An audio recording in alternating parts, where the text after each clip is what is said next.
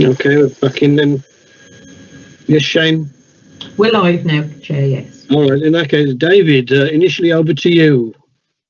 Yeah, I just want to confirm what I ran through the councillors with, and that was really just a resume of the law.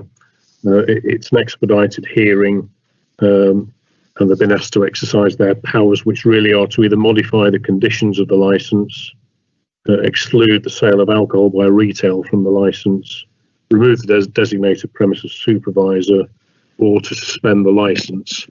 The relevant factors for them to take into account was clearly there was a serious incident that passed the serious crime test in the Regulation of Investigatory Powers Act 2000, because a man is quite seriously injured after an attack. And there were also concerns about the general running of the pub with regards to the coronavirus regulations and trying to protect any risk to public health. They were identified by the police and I think broadly accepted by Mr. Singh, the premises licence. Although there's also an issue of CCTV, which is certainly part of the police's concerns, as yet not admitted by Mr. Singh. I think he wants to look into that. But those were the issues that were outlined. So what the members had to decide with all that taken into account was which of those powers to exercise, and Councillor Allen, the chair, will give you that information. The other aspect that they took into account was the police did say that the premises licence holder had been cooperative with them, and as far as we could see, this was a premises without a record of previous serious incidences. So with that in mind, that was the advice the committee received before exercising their powers, and Councillor Allen will now announce the decision of the committee to you. Okay, thank you very much.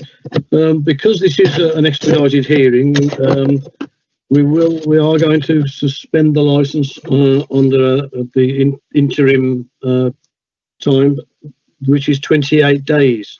This will allow everything to be resolved. We will have a full hearing of the licence on the 23rd of November at 2 o'clock in the afternoon, 2 p.m.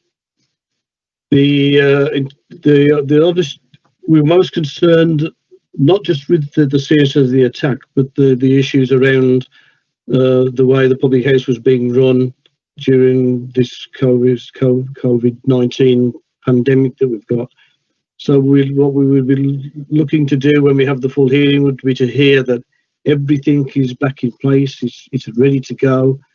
The numbers, either through environmental health, and that the police licensing officer is happy with all of that. But we will have a full review of the licence for the Phoenix on the 23rd of November. You will have the power to appeal to us before then, but David will tell you that, I'm sure now. So David, over do you want to?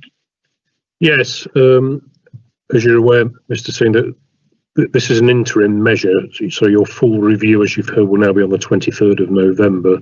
You do have a right of appeal against our interim step of suspension. It's a slightly unusual appeal, right? You can't appeal to the magistrates' court.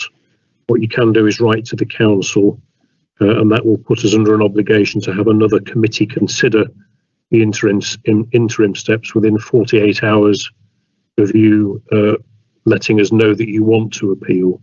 So I'm duty bound to inform you of that particular right.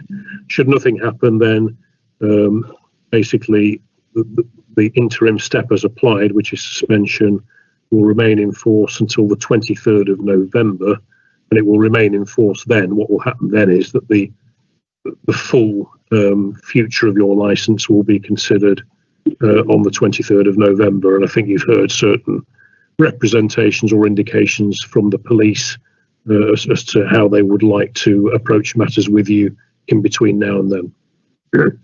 Yeah, just to say, this interim measure, this suspension is effective immediately as well. So it's not tomorrow, it's not the next day, it is effectively as of now. What I'll ask, just so that you're clear, Mr. Singh, I'll ask one of my licensing officers, who I think have got an email contact, just to send that email contact through to me. And when I've got that, I will confirm that the decision for you in an email. Although one of the good things about remote hearings like this is you know the decision immediately, basically, because I can tell you. So, but I'll confirm it in writing. Okay, everybody, can I just reminds me now to thank everybody for the time and their due diligence this afternoon. Short notice. Obviously, the opportunity now is for Nicola to get more information in place, and hopefully for the gentleman who's seriously in hospital to be better, and hopefully out of hospital. But in the meantime, just say thank you very much, and we're all free to go now, as far as I know. Yes, Nicola, you're all right with that? Yes, okay. All right, Shane, we'll say good night and thank you very much and close the meeting. Thank you once again, everybody. Thank you. Thank you. Stay safe, Thank you, everyone. Chair.